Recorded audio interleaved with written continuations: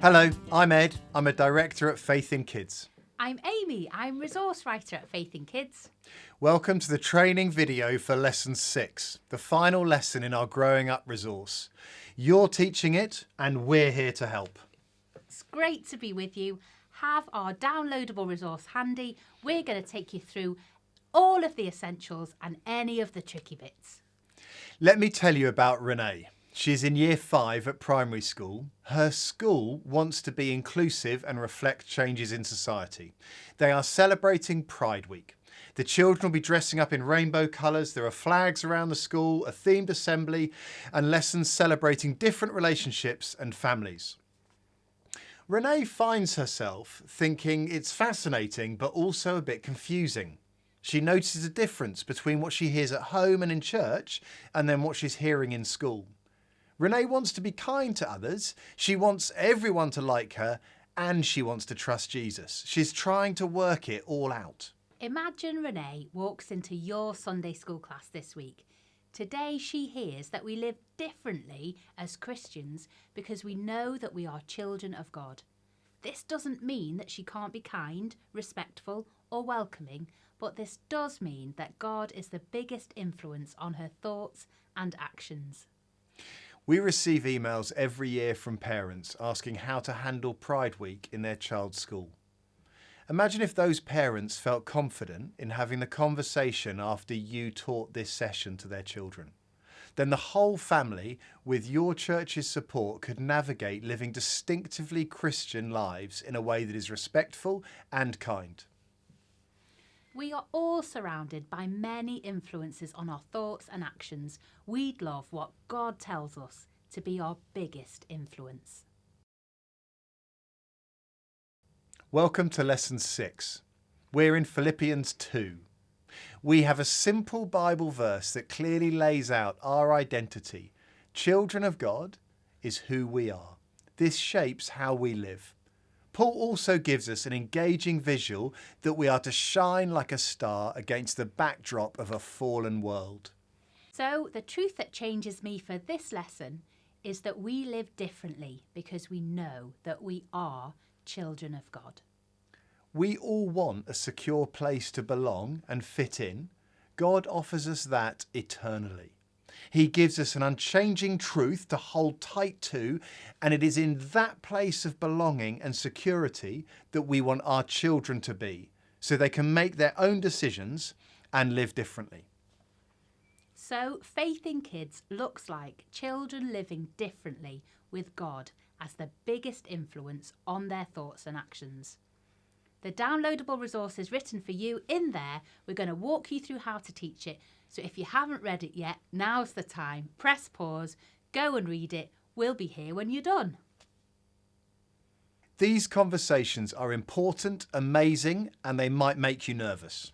If you're lacking the confidence to go for it, we're here to cheer you on in a section we like to call Optimising Your Amazing Opportunity.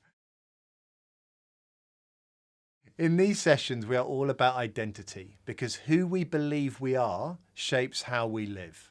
As children of God, we stand out because our lives are different. These verses that we're looking at today describe the life of the Christian. Children will be at different stages in their journey to faith, and you can't be certain where they stand.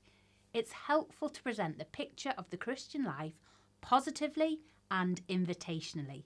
Be sure to explain the difference it makes being a Christian, and then explain, this is your story if you're trusting in Jesus. This might be an opportunity to tell children how to become a Christian as you lay out the difference it makes. Think through specific application for your group. You know your children. If they are believing in Jesus, how can they shine like stars? Perhaps they're choosing to control their strong feelings, to shout less, to rage less, or sulk less. Use the series overview visual and reflect back on the different topics we've covered in this series.